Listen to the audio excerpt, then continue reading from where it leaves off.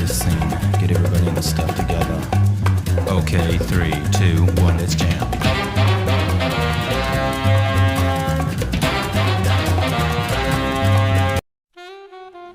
Ya, oke. Halo semuanya, kembali lagi di channel gue. Nah, jadi kali ini gue bakalan ngebahas tentang Reticulatus python. Dan untuk konten kali ini spesial karena gue akan gabungin dua genre konten yang ada di YouTube gue sekaligus. Berhubung gue udah lama nggak upload video, makanya untuk video kali ini spesial. Jadi gue akan ngegabungin bahas-bahas reptil dengan pengalaman dalam memelihara reptil. Nah, jadi buat kalian yang penasaran kira-kira gimana sih kontennya ke depannya, kita langsung aja simak video. Ya, sanca kembang atau Reticulatus python atau Malayophyton reticulatus. Ular ini bisa dibilang cukup populer di berbagai negara dan berbagai daerah di Indonesia. Kenapa kayak gitu? Karena Reticulatus python ini merupakan salah satu spesies ular yang cukup unik. Kenapa gue bilang unik? Motif mereka dari setiap daerah itu rata-rata berbeda-beda dan morph mereka itu sangat beragam banget. Dan bisa dibilang Reticulatus python ini ular yang sangat menarik banget dikarenakan pertama ukurannya bisa sampai besar, dan yang kedua itu berbagai morphnya itu sangat keren-keren banget dan bagus-bagus banget. Dan Reticulatus python ini berbeda dengan beberapa ular yang gue sebutkan di konten gue yang sebelumnya. Ini tidak aman bagi pemula. Kalau sebelumnya gue bahas ada milk snake, ada ball python, itu mereka aman untuk pemula. Tapi kalau untuk Reticulatus python ini, dia nggak aman untuk pemula. Kenapa gue bilang kayak gitu? Karena sesuai yang gue sebutkan tadi, Reticulatus python ini bisa mencapai ukuran yang sangat besar. Dan Reticulatus python ini bahkan masuk ke dalam ular paling panjang di dunia. Beda dengan ular terbesar di dunia ya. Jadi kalian harus beda ini. Anaconda itu ular terbesar di dunia, sedangkan Reticulatus python itu ular terpanjang di dunia. Oleh karena itu, ular ini nggak cocok untuk dijadikan peliharaan bagi para pemula. Itu faktor pertama. Faktor kedua adalah karakter dari Reticulatus python. Karakter dari Reticulatus python, mau yang CB, mau yang WC, mau yang CH, itu rata-rata mereka agak lebih sensitif dibandingkan ball python, milk snake, king snake, horse snake, dan berbagai ular lainnya yang gue sebutkan untuk pemula. Jadi ini agak kurang cocok untuk para pemula yang baru mau melihara ular. Karakternya kan seperti yang gue bilang itu agak galak. Jadi tapi nggak semuanya ya, nggak semua karakter Reticulatus python ini galak. Dan galak di sini gue maksud bukan galak total ya, melainkan mereka rata-rata itu defense kandang. Dan kalau untuk defense kandang sebenarnya terjadi di ular lain juga, tapi persentase defense kandang ular lain contohnya kayak bull python, milk snake, king snake, horse snake itu lebih kecil dibandingkan Reticulatus python. Reticulatus python seperti yang gue sebutkan tadi kurang lebih 80% kemungkinannya dia defense kandang. Dan itu udah menjadi karakter bawaan Reticulatus python. Jadi buat kalian yang bener-bener emang mau melihara Reticulatus python, kalian harus siap dengan equipmentnya, kalian harus siap dengan resikonya gitu, karena Reticulatus python ini tanggung jawabnya besar untuk memelihara ular ini. Gue bilang tadi kayak agak terkesan lebay, tapi sebenarnya emang begitu faktanya. Karena yang pertama, misalnya kalian pelihara, ini tuh bisa membahayakan orang-orang di sekitar kalian. Jadi nggak cuma membahayakan kalian doang. Misalnya kalian pelihara sampai ukuran gede banget, dan kalau misalnya bayangin ular itu kelepas dan misalnya masuk ke sekitaran rumah atau keluar di sekitaran komplek kalian, makanya itu bisa membahayakan orang-orang di sekitar. Tapi kalau kalian sudah siap, equipment udah lengkap, kandang udah bagus, semua udah pokoknya udah siap, itu kalian nggak bakal ngalamin seperti yang gue bilang tadi. Yang gue maksud tadi adalah orang yang belum siap dalam memelihara ular Reticulatus python itu sendiri. Dan yang menurut gue cukup menarik adalah jenis albino Reticulatus python. Kenapa gue bilang cukup menarik? Sebenarnya albino Reticulatus python ini harganya juga nggak begitu mahal ya sekarang. Untuk sekarang bisa dapat albino karamel ya. Dan yang dulu itu harga kurang lebih 2 tahun lalu itu harganya untuk babynya. Kalau sekarang albino karamel mungkin udah dapat pas lagi banjiran ya. Waktu itu sempat banjiran dan harganya sempat drop banget. Dan gue nggak tahu kenapa harga Reticulatus python itu kadang-kadang suka droppingnya dan agak jauh banget. Biasanya droppingnya itu berbeda dengan ball python dan beberapa ular lain. Gue nggak tahu kenapa, mungkin karena Reticulatus python itu sekali bertelur langsung banyak banget kali ya. Jadi salah satu faktor yang menyebabkan harganya drop itu dari meledaknya populasi Reticulatus python dari hasil CB-nya ya. Dan Reticulatus python hasil CB itu banyak banget ya sebenarnya. CB di Indonesia terutama udah lumayan banyak. Jadi kalian gue saranin nggak perlu beli yang WC lagi, yang wild catch lagi, biarlah yang di alam dan kalian belinya yang CB aja. Toh harga CB dan wild catch nggak terlalu beda jauh kok. Maksudnya yang normal ya, dia nggak terlalu beda jauh kok. Nah, yang menurut gue menarik adalah jenis albino. Kenapa menurut gue menarik? Karena albino ini bukan sekedar albino, jadi albino ini dibagi lagi menjadi beberapa bagian. Contohnya yang pertama ya, yang gue ingat itu ada albino tipe 1. Albino tipe 1 ini kalau nggak salah temuannya Bob Clark. Jadi ada yang bilang juga sebutan albino tipe 1 ini strain Clark. Nah, jadi di albino tipe 1 ini ada beberapa jenis albino Reticulatus python. Nah, contohnya yang pertama adalah albino purple face. Seperti yang gue pegang tadi itu albino purple face. Yang kedua ada albino white face. Nah itu bentuknya beda-beda tuh. Dari purple face, white face, sama satu lagi lavender face. Ini yang untuk albino tipe 1.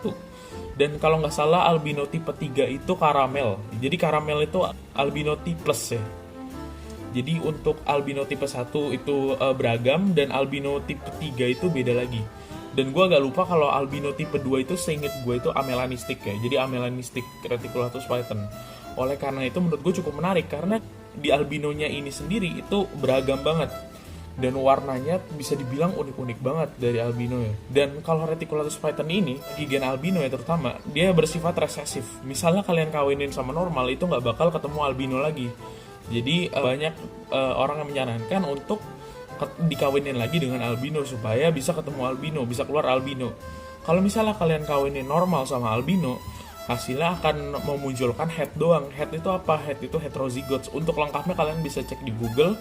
Karena gue sendiri nggak terlalu paham tentang genetik secara mendalamnya banget ya. Jadi yang gue bahas di sini adalah yang gue tahu dan dasar-dasarnya aja gitu. Jadi buat kalian yang misalnya penasaran banget nih dengan hal yang mendalam atau kalian mau mempelajari, boleh kalian cek di Google sendiri. Kalau di sini gue pembahasan singkatnya aja lah gitu. Jadi yang simple-simpelnya gue bahas di sini. Dan kalau misalnya ada kata-kata gue yang salah juga boleh dikoreksi di kolom komentar, nanti pasti gue baca kok. Oke? Ya, barusan setelah kita bahas informasi mendasar tentang Reticulatus python mulai dari morph, genetik, ukuran, dan lain-lain, sekarang kita beralih ke pengalaman gue dalam memelihara Reticulatus python. Jadi Reticulatus python yang pertama kali gue pelihara itu adalah morph tiger selayar. Jadi tiger itu genetik, selayar itu asal kepulauannya. Jadi genetik dan kepulauan itu digabung lah istilahnya gitu. Jadi bentukannya itu cukup unik ya, bisa dibilang beda dengan tiger biasa. Kalau tiger selayar itu kurang lebih kayak gini lah. Nah ini gambar foto dari tiger selayar punya gue. Jadi dulu gue pelihara, ini kurang lebih ukurannya sekitar 1,8 meteran. Sama dengan retic gue sekarang yang barusan kalian lihat itu yang gue kalungin. Ukurannya kurang lebih sama tapi morphnya jelas berbeda ya. Yang itu tiger selayar, yang ini tiger albino purple platinum. Agak sulit memang untuk memelihara retic karena untuk pertama kalinya gue ngerasain melihara ular yang defense kandang. Pada awalnya gue ngira ular itu galak karena dia defense kandang. Dan ternyata setelah gue penasaran dan gue search di Google, gue tanya-tanya, itu akhirnya gue menemukan bahwa defense kandang itu nggak berarti galak. Karena defense kandang itu adalah cara ular mempertahankan diri dari hal yang menurut dia nggak aman gitu bisa dibilang. Jadi akhirnya gue mempelajari, gue baca-baca, gue nonton YouTube, gue lihat di forum, gue lihat di mana. Akhirnya gue tahu itu jawabannya. Nah, salahnya gue adalah pada awalnya karena informasi tentang reptil itu nggak sepesat sekarang dan nggak selengkap sekarang. Jadi dulu gue agak minim baca tentang perhewanan gitu. Jadi alhasil ketidaktahuan gue membawa gue kepada hal-hal yang nggak mengenakan lah bisa dibilang. Setelah dev kandang gitu, akhirnya gue udah nemuin caranya kan. Caranya adalah kalian bisa pakai tutup container box, kalian di belakangnya kalian taruh di belakang kepala ularnya. Habis itu ularnya pelan-pelan kalian ambil. Nah biasanya ular itu nggak akan ini lagi, biasanya nggak akan gigit lagi, tapi kalian harus tahu feeling dan treatmentnya kayak apa. Jadi salah satu poin plus dari memelihara Reticulatus python adalah makannya itu rakus banget. Gue kasih tikus diembat, gue kasih ayam diembat, kasih bebek diembat, kasih marmut juga dimakan. Jadi bisa dibilang makannya tuh bagus banget.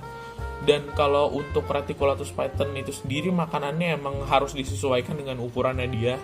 Gak mungkin kan ularnya ukuran 2 meter lu kasih mencit gitu. Itu sama aja sia-sia gitu, kecuali kasih mencitnya banyak dan ukurannya juga besar. Kalau bisa sih ya gue sarankan untuk kasih retik kalian itu rat afkir ya. Rat afkir itu biasanya lebih berisi. Dan untuk retiknya itu sendiri juga bagus, badannya agak lebih berat lah gitu, lebih berbobot bisa dibilang.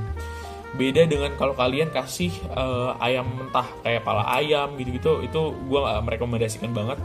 Itu bisa ngebahayain ularnya itu sendiri, dan kehidupannya dia juga bakal nggak begitu bagus karena badannya akan dipenuhi dengan lemak dan nggak bisa dibilang dagingnya nggak keras lah gitu.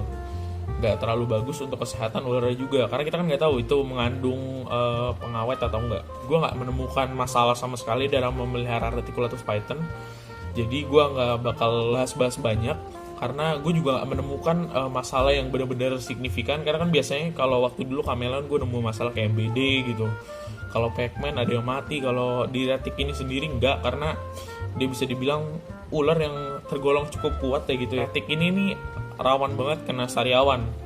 Kalau beberapa pengalaman teman-teman gue ini ada beberapa yang retiknya kena sariawan, tapi walaupun kena sariawan dia tetap mau makan. Jadi retik ini nggak begitu sulit lah bisa dibilang, karena dari segi fisik dia tuh kuat banget. Abis itu pengalaman gue memelihara retik setelahnya adalah gue pelihara retik albino lavender, jadi single gen ya bisa dibilang, albino lavender paste. Nah gue pelihara itu retik albino lavender. Pada saat itu gue tuker dengan ball python spider yang gue ceritain di video waktu itu.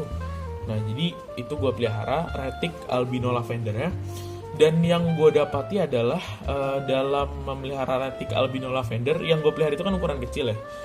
Pengalaman yang gue dapat adalah dia lebih defense kandang daripada yang retik terakhir gue yang ukuran besar. Jadi yang gue pelajari, retik ukuran kecil itu biasanya mereka agak lebih takutan dan agak lebih sensitif gitu bisa dibilang. Jadi gue lihat dari segi gerak geriknya itu agak berbeda dengan strike retik ukuran 2 meter, karena kalau yang kecil ini dia tergolong lebih ketakutan, jadi dia nge-strike terus. Dan tapi setelah gue nemu caranya, gue pakai cara yang gue lakuin tadi sama retik 2 meter, akhirnya berhasil aja. Jadi intinya tuh kita harus membangun kepercayaan sama ulernya. Jadi kitanya juga jangan takut-takut sama ulernya. Begitupun juga ulernya lama-lama akan memahami sendiri kalau kita ini bukan ancaman dia. Jadi kita juga megang nggak boleh kasar. Intinya kalau dalam memelihara ular tuh kita harus tahu feelingnya dan tahu positioningnya kira-kira kayak gimana gitu. Misalnya kita megang apanya biar dia nggak sakit gitu. Karena ular ini kan makhluk hidup juga hitungannya. Kalian jangan sembarangan megang-megangnya, karena biasanya kalau kalian agak kasar tuh megangnya, ular ini nggak nyaman, dan kalau nggak nyaman bisa stres, dan kalau stres bisa gigit. Jadi malah bahaya. Makanya kalau untuk ular, kalau bisa sih ya kalian megang harus benar-benar hati-hati banget. Dan di sini gue bukan melihat sebagai sudut pandang master, atau gue bukan orang yang ahli ya di sini. Jadi gue di sini hanya melihat dari sudut pandang pemula aja. Jadi kalau misalnya kalian kurang setuju, boleh tulis di kolom komentar atau kita diskusi lah gitu. Karena gue di sini juga bukan orang yang profesional bisa dibilang lah. Gue cuma melihat dari sudut pandang memelihara doang. Oke, selanjutnya adalah pengalaman gue memelihara retik yang terakhir ini nih, yang sekarang. Jadi retik ini kurang lebih udah di gue selama 2 minggu lah bisa dibilang, kurang lebih 2 mingguan. Retik ini udah ada di gue, dan pengalaman gue dalam memelihara retik ini adalah, ini bisa dibilang salah satu ular retik terjinak yang pernah gue pelihara dan yang pernah gue lihat secara langsung ya. Ini adalah retik yang terjinak. Kenapa gue bilang jinak? Karena ini tuh defense kandang aja nggak sama sekali. Dan dia pun makan gak begitu agresif banget. Jadi dia makan pelan-pelan, tapi pasti dimakan sama dia.